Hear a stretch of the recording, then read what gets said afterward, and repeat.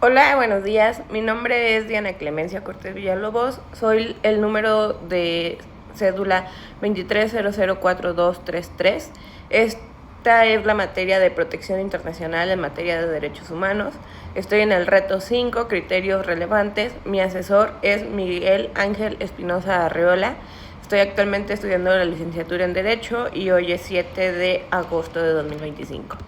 Voy a comenzar con este reto explicando un poco de los hechos que se llevaron a cabo en ese momento.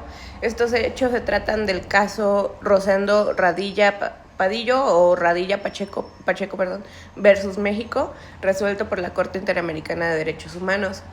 Lo que pasó en este caso, en grandes términos, fue que el 25 de agosto de 1974, Rosendo Radilla Pacheco, activista social y exalcalde de Atoyoc de Álvarez, en Guerrero, fue detenido en un retén militar.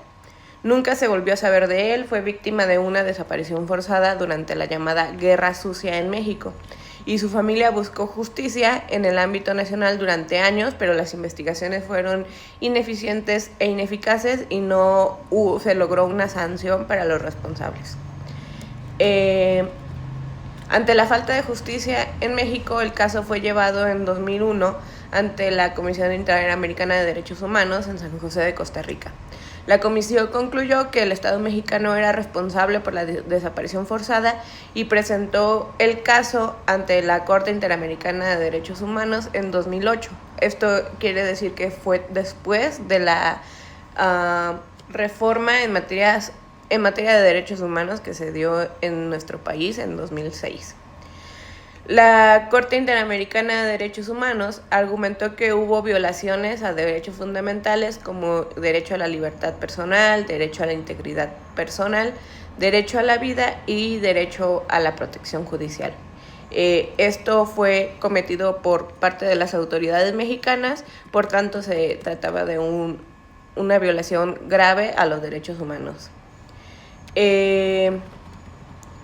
En 2009, la Corte Interamericana de Derechos Humanos declaró al Estado mexicano como responsable por la desaparición de Radilla Pacheco. Entre sus razonamientos principales fueron que era una desaparición forzada con violación múltiple y continua, pues afectó la vida, libertad, integridad y acceso a la justicia de la víctima. Concluyó también además que hubo una inadecuada investigación, pues el México no realizó las diligencias efectivas ni sancionó a los responsables. Concluyó además que hizo uso de la jurisdicción militar, pues la Corte señaló que los tribunales militares no eran competentes para investigar violaciones de derechos humanos contra civiles. Y por último, la Corte dictaminó que existe una obligación de adecuar el marco jurídico interno porque se debían modificar las leyes y prácticas para garantizar la investigación de desaparición forzada y limitar la jurisdicción militar en estos casos donde se veían involucrados civiles.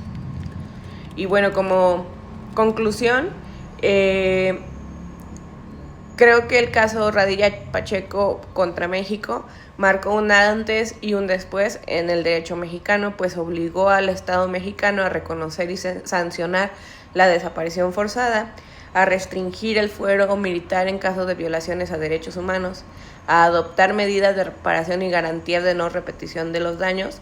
Y este caso se convirtió en un precedente clave para fortalecer la protección de los derechos humanos y la relación entre el derecho interno y el derecho internacional en México. Para hacer este video utilicé como fuente el caso Radilla Pacheco versus México, la sentencia del 23 de noviembre de 2009, que está disponible en la página de la Corte Interamericana de Derechos Humanos. Creo que este caso, como muchos otros que son hasta la fecha emblemáticos para la justicia en México, supusieron un antes y un después en cuanto a lo que se venía trabajando en torno a los derechos humanos.